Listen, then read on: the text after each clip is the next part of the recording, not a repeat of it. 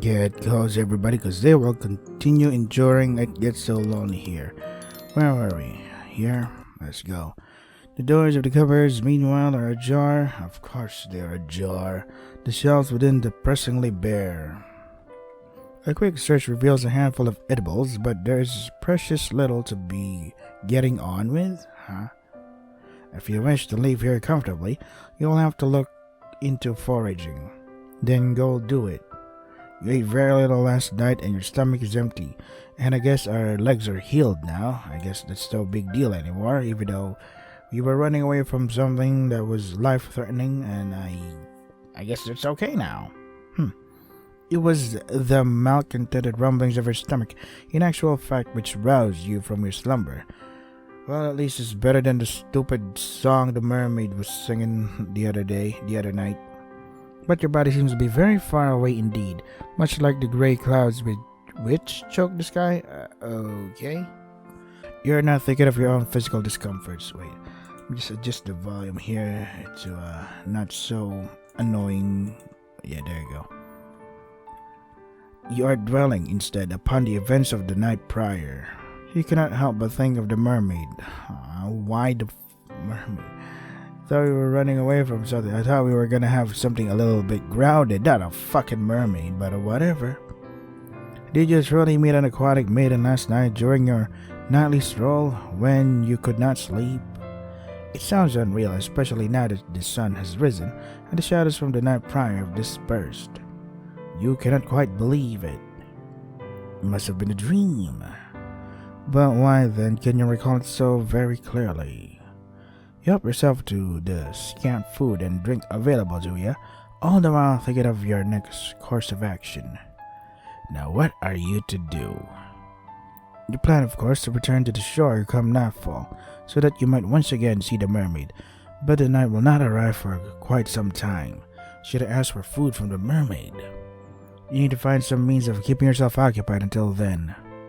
The uninspiring interior of the cottage does not furnish you with any particular ideas, so you decide to go for a walk. Abandon all safety, all ye who exit here. Your souls still ache after your exertions last night, but if you go slowly, you ought to be all right. That is what you hope, at least. You do not want to spend much longer than you have to in the fisherman's cottage, no matter how cold it might be outdoors. It almost as cold inside as it is out, and in any case, the cottage is far too small. You leave the cottage behind you and set off. Are we going to the village now? You do not know where exactly you are going, but you suppose it does not matter overly much. It does matter, you stupid idiot. What if you need another safety place, a place to escape to? You need to know where to go from here. You do not have any particular destination in mind. The village. Go to the village. Why are you here again? Your meanderings lead you to the cliffs, which are steep and sharp. Why would you go to a dangerous part of the fucking island? Whatever. The jump to the shore is a perilous one.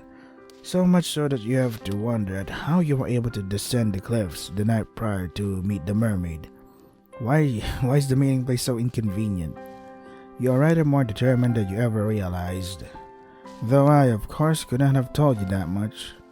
You are surprisingly capricious for such a small, slender human. You walk along the side of the cliffs, keeping a sensible distance away from the drop to the shore. You might have survived last night's excitement unscathed, but you do not fancy trying your luck. Can we move along? It's so annoying to read through. It would be so like you're ready to avoid a drop to your death.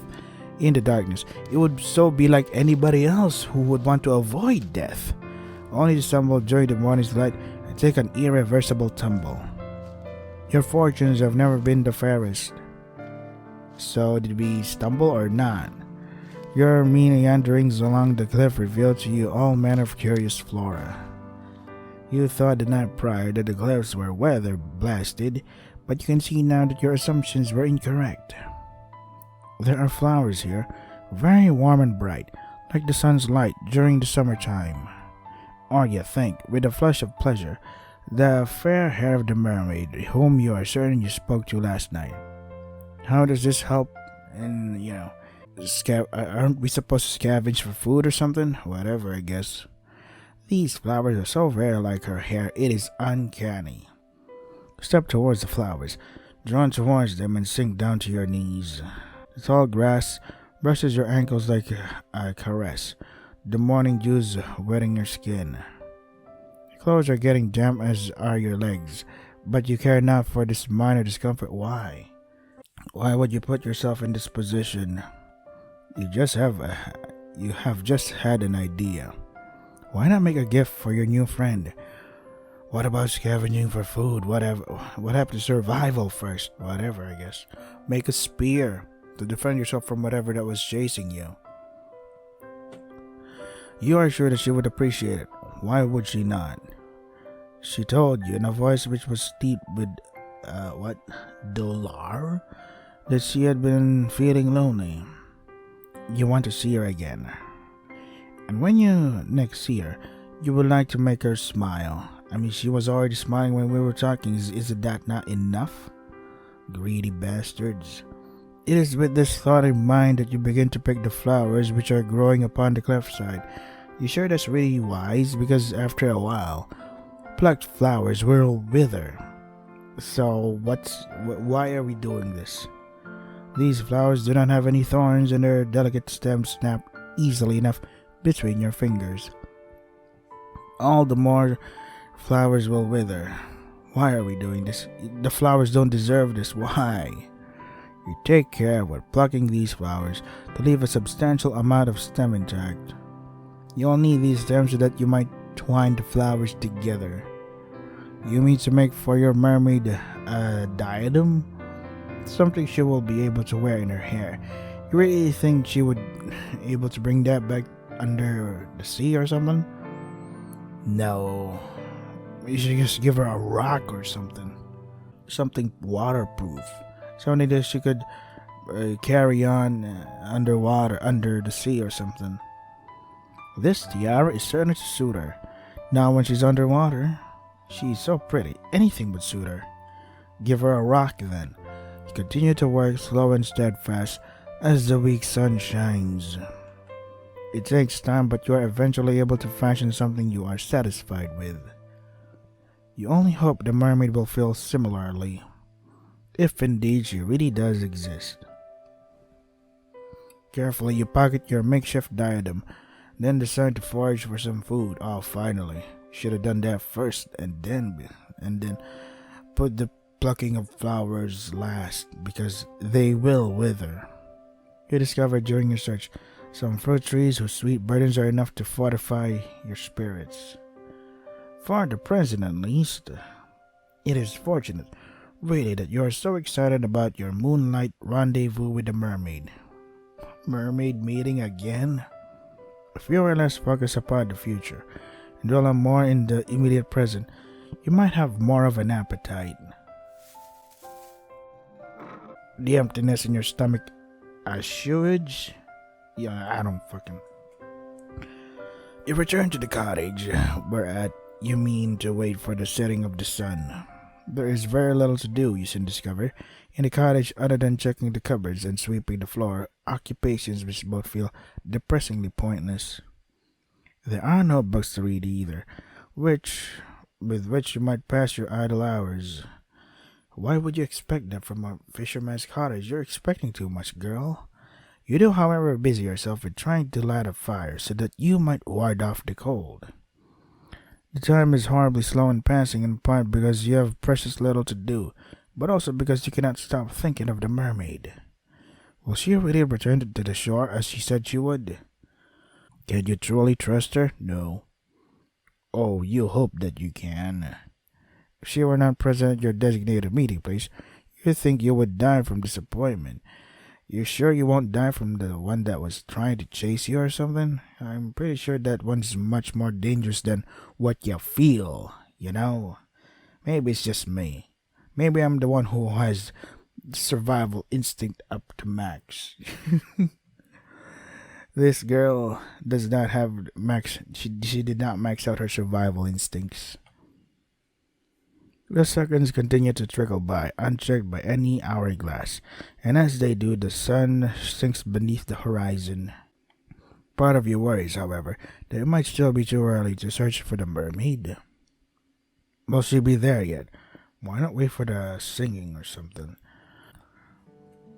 You sit there, your stomach tied up in anxious knots, and as you listen to the wind which buffets your windows, you hear it. You sure your stomach ain't tied up in knots because you just need to poop? The sound is faint, but you recall it well from the night before. There is a single solitary voice outdoors, tempest tossed amidst the roiling waves.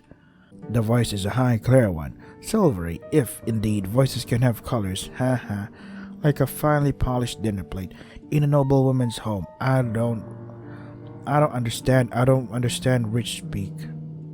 The voice belongs, of course, to the mermaid. Who else do you know with the voice as angelic as that? Relief begins to bubble up inside you, a relief so potent you feel dizzy from it. She did not abandon you after all, but we are abandoning our safe place. God damn it, why are we so dumb? Why, you wonder? Did you ever think she would? Because we have not importance, we don't we don't have any connection. We're just there to pass the mermaid's time. She doesn't do anything for us. We are abandoning our safety because of this fucking curiosity we have of the fucking mermaid. Who cares about the mermaid? We need to focus on our safety, god damn it. She said that she wanted to see you. And feelings you much give more priority to what you feel than what actually is the reality, which is somebody was chasing you that night before and you're like, let's go outside again. Why would you do this to yourself, you fucking idiot? Did you think that a mere nicety? Buoyed as if by a gentle breeze, you hurry to the door. With trembling fingers, they are trembling, I presume, from excitement rather than fear, you seize the handle, then turn it.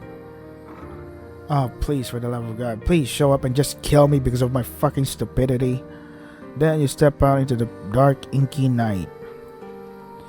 You walk towards the cliffs. Why are we meeting again at this dangerous place? Why not meet at a more safe rendezvous point? Why do I have to put in all the fucking effort of walking through these fucking spiky rocks that could kill me? And the mermaid's like, sup, bruh? You think it's fucking worth it? Are you stupid or something?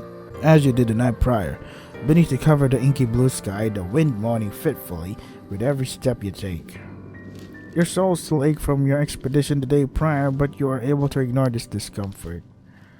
It seems irrelevant, really, when compared to the prospect of once again meeting the mermaid. You stupid idiot!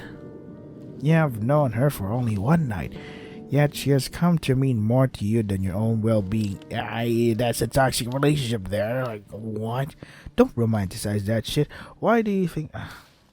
women. You would do anything for the mermaid if she asked it. Why? Why would you do that, you fucking idiot? Well, almost anything.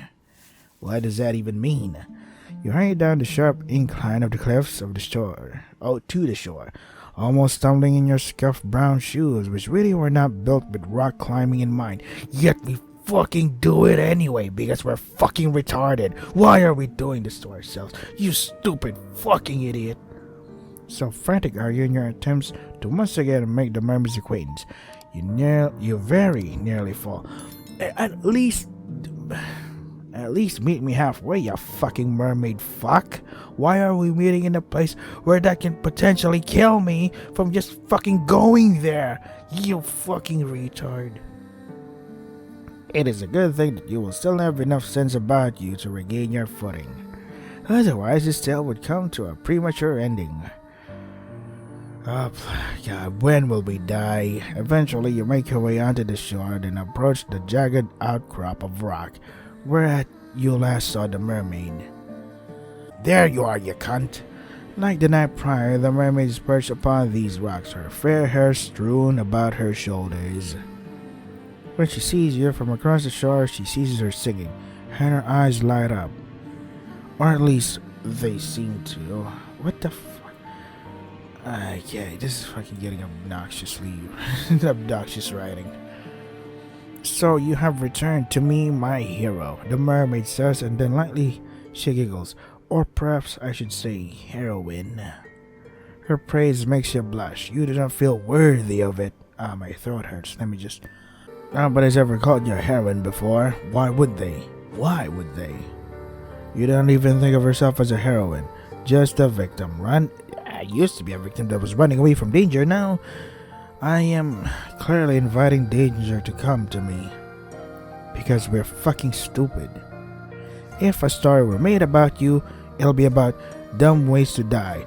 The survival instinct 0%. Oh, we are fucking dumb. Rather think that you would be a supporting character, one without her own voice. That is true. We never once said anything except for whatever the narrator is saying. You're not interesting enough. The mermaid seems to think that you are, though. She's staring at you delightedly, as though you're the one person in the world she most wishes to speak to. Because there is nobody else. The farm girl is gone, so yeah, of course. We're just a substitute. The thought makes you tremble, but not as much as the mermaid's gaze. You tell the mermaid that you do not think you are very so brave. But she dismisses your awkward remark with a laugh. I think you are. I saw the way you scaled those cliffs. I thought that was very heroic. That is dangerous, woman.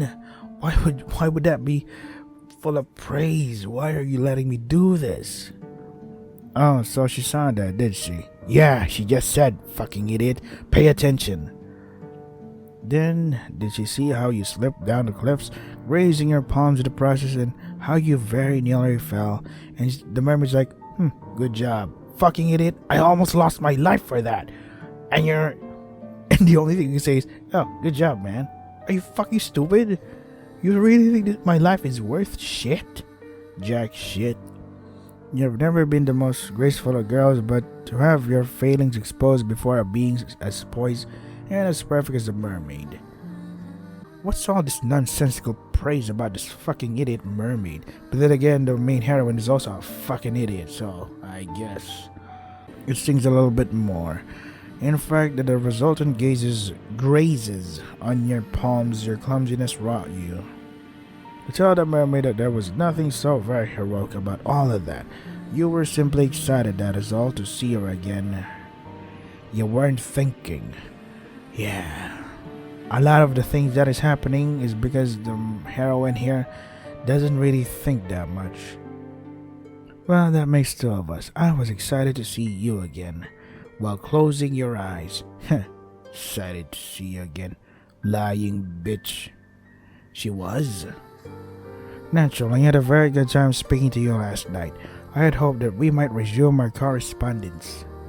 That is why I came to the rocks a bit earlier than usual. I was waiting for you. Did you hear my song? It's fucking annoying. Yes, you reply with a nod of your head. You heard it all the way in the abandoned cottage. It called out to you. Because you won't shut up. And that was the general idea. I was singing for you. Can't you sing it at a more safe place for me? Somewhere not where I can get killed by just walking? She was. You do not think that you are worthy of the mermaid's song, but if she does not mind dedicating her voice to you, then... Well, who else would I dedicate my voice to? There's nobody else to hear me. So you're like, oh well, it could have been anybody. You just so happened to be there. What great thinking. That is a good point, you suppose. No, you're a fucking idiot. Oh, well, whatever, I guess. Shyly, you look back at the mermaid. You thank her for her song, it was very beautiful. Then tell her before you can lose your nerve that you have prepared a present for her too. Oh, have you really? You have. It is a small thing, nothing more than a silly trinket, but if it would not be too much of an imposition, then... It's already withered, sorry, the flowers are dead. With clumsy fingers you reach into your pocket, it's all wrinkled and cluttered. It is no longer what it used to be. What the fuck? Oh well. For a few moments you fret that your near fall down the cliff might have damaged the delicate chain nestled within it, but your worries are in vain. The chain is surprisingly sturdy, given it was made with only a few flowers, and it has held firm against the odds. You really think that would hold? You really think this flower thingy would survive underwater? No. You handle the chain with great care all the same, however, as you hold it out, presenting it for the mermaid's approbation. It was for the mermaid that you fashioned this chain. You thought that it would look nice nestled in her hair. Why would the mermaid's thinking, why would I want trash in my hair? You were pleased with the chain when first you made it, but after looking at the mermaid, you have begun to reconsider.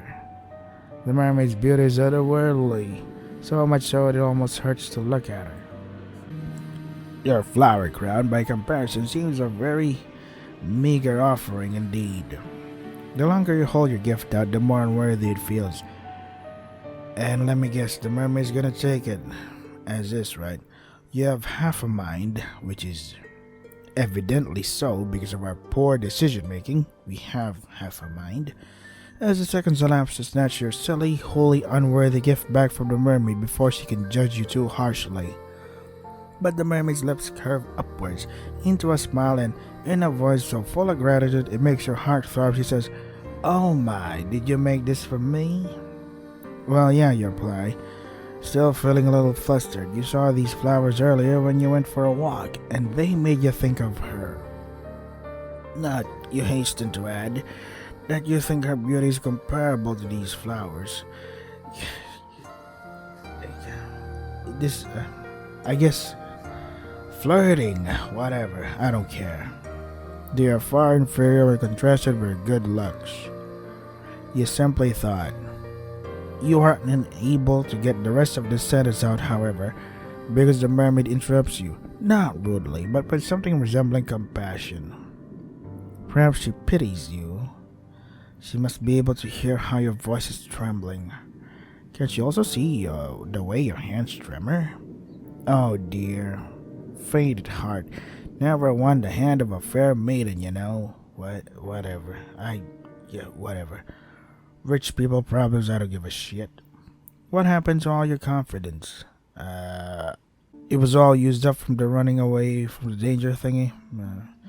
Also our intelligence.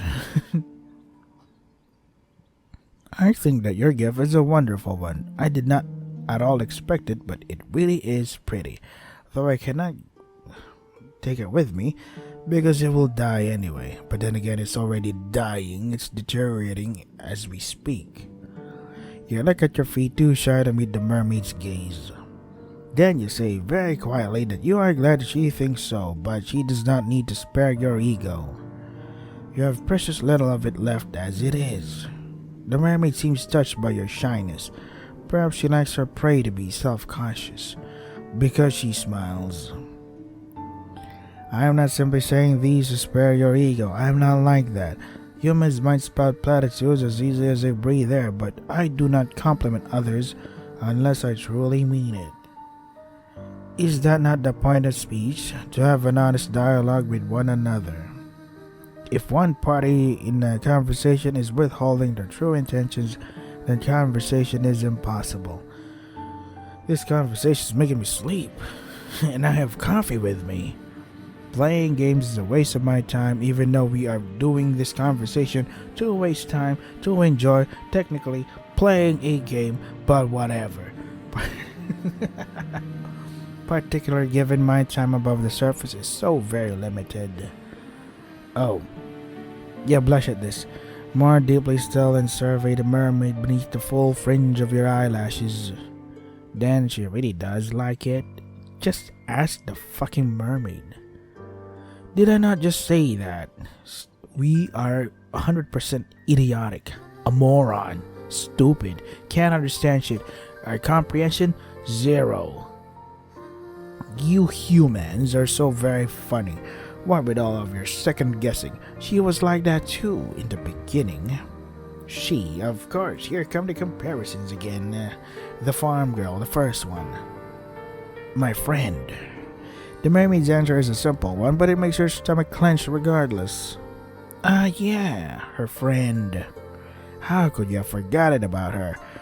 Because we have half a mind, we're idiotic, we're an idiot, we're stupid, we're moronic. We are stupid all the way. She used to make me gifts too, gifts like this one. She would pick flowers on the cliffs over there where I cannot tread. The mermaid gestures with one hand to the cliffs, which tower above the shore, tall and imposing, as though to stab the sky above. And she would fashion them into crowns like this one, and bracelets. Haha, so our gift is not unique at all.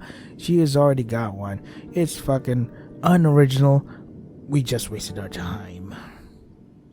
I was appreciative of her tokens, though she was similarly shy when she presented them to me. She did not seem to think very much of her handiwork. Because fucking dumb. You and her are remarkably similar, really. I wonder if we're gonna disappear the same as well. There's no guile in the mermaid's voice, but her words have rather taken the wind out of your sails. Of course, the cowherd gave the mermaid gifts. That's just a bad thing? You're jealous? Why would she not? The mermaid is beautiful. Beauty's reward, etc. She's so very beautiful, like a... I don't even know how to pronounce it. Tutelary goddess? She seems to invite tribute simply by existing. Were you more religious, or more irreligious maybe, you might even consider worshipping her. Though in essence, is that not what you were doing with this flower crown? How silly of you to think that your idea was an original one. I might be accustomed to gifts, but it has been a long time since any human has bequeathed me with anything. Arrogant fuck. This is a pleasant surprise. I am truly thankful for your kindness, dear one. The mermaid leans forwards on her rock, so as to pluck the circlet from your fingers.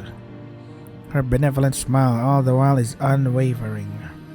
And now that I look at your gift more closely, I rather think it is of a superior quality to the gifts my old friend once gave me. Wow. Did you just call the old gifts, lower quality? Jeez. Now, this is enough to make you start. If the touch of the mermaid's fingers upon your own was not. Could your silly gift really be better than those you once accepted? You're just saying that. Just to make me feel better, just to stroke my own ego. I think so. My friend's trinkets were all rather clumsy in execution, though I cherished them nonetheless. They were very precious to me. They did not last for very long, though, not when I took them with me to my home beneath the ocean. They did not last for very long, though, not when I took them with me to my home beneath the ocean. No fucking shit. The water soon rend the fragile links between the flower stems asunder. Your diadem, however, seems more sturdy, but it is, by the same token, very delicate. You must be very good with your hands. You think back briefly. I'm so bored.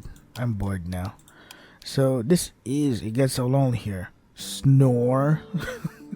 If you want to try the game for yourself, the links are in the description. That is all for today. Stay safe and take care of yourselves.